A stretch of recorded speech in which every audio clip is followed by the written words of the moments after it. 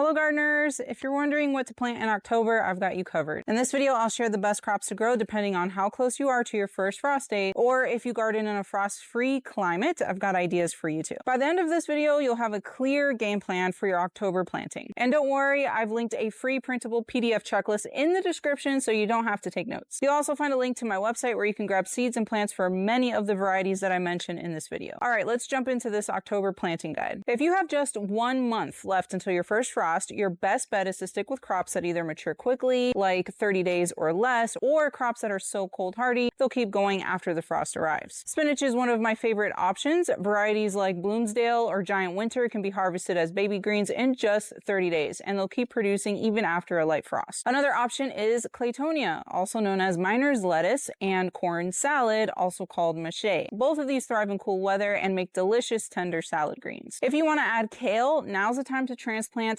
red Russian kale. It's one of the most cold tolerant kales out there, surviving down to around 10 degrees Fahrenheit. I say transplant because it is too late to start them from seed. And if you're really missing your salads once winter sets in, I recommend a small countertop hydroponic kit. I have 2 of them in my kitchen, one just for lettuce and the other for herbs. It's amazing to keep harvesting fresh greens indoors even when it's too cold outside. I'll leave a link in the description to the exact kit that I use. Asian greens like tatsoi and kometsuna are also excellent quick growers that can handle frost. And don't forget the alliums like chives, bunching onions, and leeks because they will carry on through the cold. Just remember, winter is not the time for bulbing onions if you're in a cold climate. You'll need to wait until spring for those. But the bunching onions and chives will give you onion-flavored greens all winter long. I especially love Japanese varieties like Shimonita Negi, which grows almost like a leek, and Redbeard, which has a gorgeous reddish purple stalk. If you're finding this video helpful so far, take a second to give this video a big thumbs up. It really helps more gardeners find these tips. If you have about 2 months left until first frost, you can plant crops that take closer to 50 to 60 days to mature. Radishes are a great choice. Classic varieties like Cherry Belle and French Breakfast mature in under 30 days, but you can also grow watermelon radishes or black Spanish radishes for something unique. If you don't like the peppery flavor of radishes, try daikon. It produces large roots in about 50 days and has a much milder flavor, kind of like a cabbage potato flavor. Turnips are also perfect, and I especially love Japanese varieties because they're sweet, tender, and you can eat both the roots and the greens. For carrots, try Parisian carrots, which are small, round, and ready in about 60 days. And if you're patient, plant some parsnips. They take about 120 days to be ready for harvest from seed, but they are extremely cold tolerant and will keep growing through the winter. This is also a great window for fast leafy greens. Dwarf bok choy, loose leaf lettuces like black-seeded Simpson or bronze gourd, mizuna, tatsoi, arugula, frise, and Swiss chard are all fantastic options. I recommend Ford Hook Swiss chard specifically because it handles the cold better than most other varieties of Swiss chard. And finally, you can still transplant kale. Siberian and red Russian kale are the most cold hardy types, and they'll carry you well past your first frost. Now, if you've got about 3 months left until first frost, you've got lots of flexibility. This is actually where I fall, so October is one of my busiest planting months. First off, let's talk about carrots. I go all out with carrots this time of the year, planting every single color I can get my hands on. To prepare the bed, I rake the soil so it's light and fluffy, and I mix in some bone meal for strong root development. Carrots need loose soil to grow straight and big, so don't skip this step. Keep the soil moist and you'll get great germination. I also go heavy on root crops like turnips, radishes, and beets. My favorite turnip is called Red Round. It has a beautiful hot pink root color. For beets, I stick with classics like Detroit Dark Red or Golden Beets since they're reliable in pretty much any kind of a climate. And I keep growing radishes. Minoway's daikon is my personal favorite because it has a mild cabbage-like flavor. It's not peppery like the other types of radishes. You can also squeeze in one last crop of quick maturing squash or cucumbers. Look for varieties like gray zucchini, honey nut butternut squash, Space Master cucumbers, or Calypso cucumbers. All of these varieties mature very quickly from seed to harvest, taking about 50 to 65 days. Now let's talk about beans. Provider bush beans are the fastest producing variety I've ever grown, so I really like them. And if you're feeling adventurous, plant fava beans. They take longer to get from seed to harvest, but they're frost tolerant and give you both edible pods and beans. As for leafy greens, October is perfect for direct sowing almost every kind of green. Loose leaf lettuces, romaine, arugula, spinach, Swiss chard, Napa cabbage, bok choy, endive, mustard greens, collards, you name it. You can also start celery and celtis, which is grown for its thick, crisp stems. Both need light to germinate, so just press the seeds into the soil instead of burying them. And of course, October is transplant time for the big brassicas. We're talking broccoli, cauliflower, cabbage, kale, and Brussels sprouts. Space them 18 to 24 inches apart so they don't crowd each other. And I say this because I noticed that when I plant the bigger types of brassicas closer together, this really restricts how big the plants get. And if you have smaller plants, that means your harvest is also going to be smaller in size. So giving them extra space, 18 to 24 inches is perfect. I get really big plants that form nice big heads of broccoli or cabbage, whatever it is. Last but not least, October is strawberry season if you're in the southern parts of the United States. Plant bare root strawberry plants right now, not starting them from seed. I carry varieties for hot climates in my shop, but they always sell out really fast. So if you want to get notified when they're back in stock, click the notify me button on my website and I'll just put a link below. That way you get a notification through email as soon as they're in stock. And if this all feels overwhelming and you're not sure which crops are best for your garden, my Seed Club subscription makes it very simple. I handpick varieties for each season and ship them right to your door in time for planting. You also get detailed planting instructions, members only classes, and access to my private Facebook gardening group. There's a link in the description with all of the details. If you still have 4 months until frost, or you live in a frost-free area like South Florida, Hawaii, or Puerto Rico, October is a powerhouse month for planting. Tomatoes can still go in the ground, but use transplants and stick to determinate dwarf or micro dwarf varieties. For peppers, I recommend seasoning peppers like ají cachuca, criolla de cocina, or Trinidad pimento. These thrive in the heat and produce abundantly. Shishito and pequeño peppers are also fantastic choices. For eggplant, try Rosa Bianca if you love Italian cooking, or long Asian varieties like long pink tongue or Thai lavender frog for stir fries. Cucumbers, squash, and melons can all be direct sown now in frost-free areas. Fall and winter are often easier than spring and summer because pests and diseases aren't as bad, but keep sprays like BT or spinosad handy for worms and hydrogen peroxide for powdery mildew treatments. Fertilize these crops consistently with an organic granular fertilizer to keep them pushing out new growth to outpace all the growth-catching diseases and pests. Beans are another great choice to plant right now. If you're short on space, try bush beans like Provider, Golden Wax, or Dragon Tongue. If you have room for a trellis, grow pole beans like Rattlesnake or Purple Potted. And if your area never freezes, you can even grow yard-long beans right now. Just direct sow the seeds. For greens, stick with tropical varieties. Malabar spinach, amaranth, Okinawan spinach, Molokia, New Zealand spinach, and chaya all thrive in the heat. You can also experiment with heat-tolerant lettuces like Taiwan swordleaf or Jericho romaine, and Asian greens like Tatsoi and Mizuna. And don't forget, fall is a perfect time to establish perennials. Plant bananas, papayas, mangoes, pineapples, avocados, moringa, ginger, turmeric, or sweet potatoes. These will all have time to get established before next summer's heat returns, which causes a lot of stress, especially on newly planted smaller plants. And my garden friends, that wraps up my list of crops to plant in October. Whether you're only a few weeks away from frost or gardening in the tropics, there's always something you can grow to keep your garden productive. I'd love to hear from you all. Drop a comment and let me know what you're planting this month, especially if it's something unusual. Thank you so much for watching. If you found this video helpful, give it a big thumbs up and share it with your garden friends. And as always, happy gardening.